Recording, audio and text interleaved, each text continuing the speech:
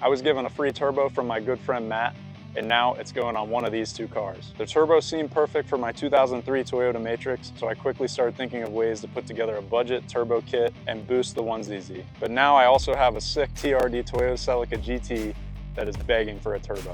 I can't decide which one should get the turbo, so I want to let you guys give me your opinion so I can make the best decision possible. So I'm going to lay out the pros and cons of both the Celica and the Matrix in this video, and then I'm going to let you guys drop a comment below and tell me which one you think should get the turbo, and don't forget to tell me why. Then I'll show you guys the huge purchase I already made to make this turbo build possible.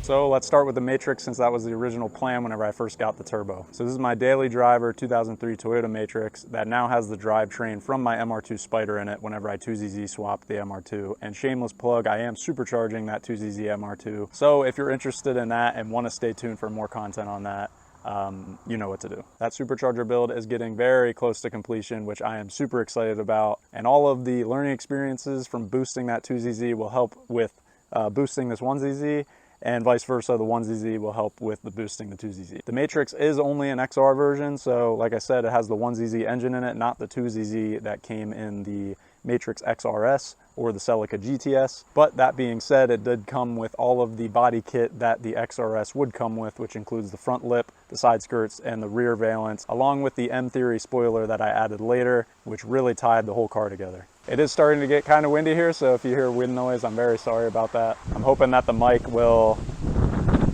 quiet down the wind noise. So last summer I did buy the cheapest eBay coilovers I could find and threw them on this thing and slammed it onto the ground. That is custom here at the GA Stance House to lower every car we work on. And I also threw the Rota wheels on it, which are in really rough shape, but from a distance they look all right. They really just need cleaned up and repainted. But I've been just kind of too lazy to do that, and that's kind of what a daily driver will do to you. So one major pro with the Matrix is that it does have the MR2 Spider 5-speed transmission in it, which does have shorter gear ratios than the stock Matrix transmission or the Celica transmission. And those shorter gear ratios really make it feel like a fast race car whenever you're shifting.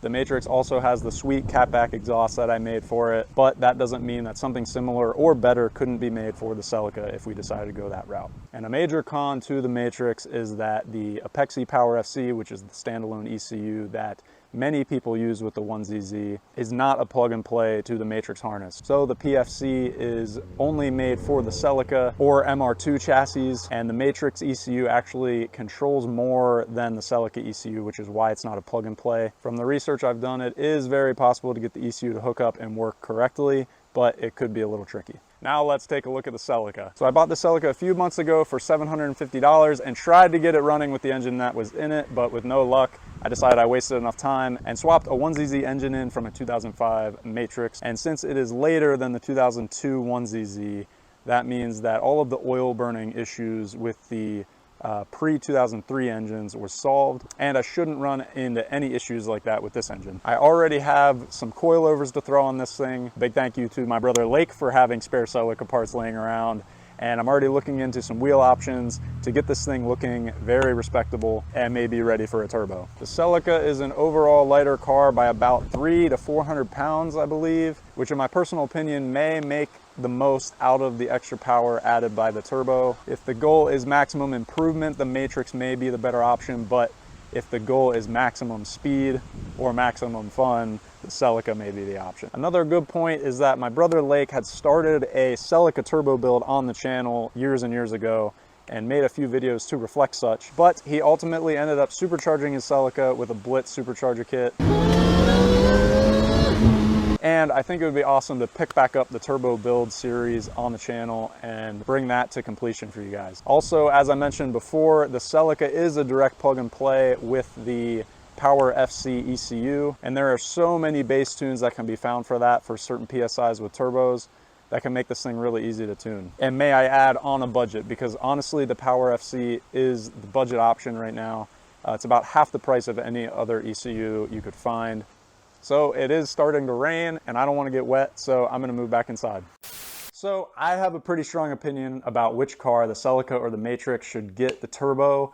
But at this point, I want you guys to go ahead and drop a comment of which you want to see. It'll make it way easier for me to decide which one should get the turbo, because ultimately Whichever one I pick is getting a boosted 1ZZ, which is awesome. Personally, I think both cars deserve it, and someday both cars might have one. But for now, I want your opinion on which one should get it first. So as you guys have probably already been figuring out, because I've mentioned it so often, I did go ahead and snag the first deal on an Apexi Power FC for the 1ZZ engine. A good deal popped up and I decided I might as well grab it in preparation for the turbo project. The ECU that I got is actually secondhand, but brand new from turbokits.com with their custom tune for an 8 PSI build. That base tune is going to make it so easy to get the 1ZZ tuned and running properly at about 8 pounds of boost. The current plan is to run 8 PSI. That is about the limit of safe range you can run on the stock 1ZZ bottom end. The rods in the 1ZZ are pretty weak and are usually the first to fail from what I've seen. I have seen guys push it to 10 PSI and heard of very good luck doing that, but from what I've heard, that absolutely needs to be tuned on E85, along with the rev limiter needs to be lowered to ensure that it doesn't rev too high and blow up. The free Borg Warner turbo that I got from Matt is one off of a 2017 Hyundai Tucson 1.6 liter turbo, which may sound kind of rinky-dink because the engine is smaller and the 1ZZ probably has a lot more flow through the head. It's most likely that the turbo is going to make less boost on the 1ZZ, so I wanted to actually find out how much boost this turbo makes on the Tucson. So Matt, my great friend, did me a favor and scanned in on a Tucson at work and revved that thing and got a reading of 8 pounds of boost. Now you may be thinking, didn't you just say it's going to make less on the 1ZZ?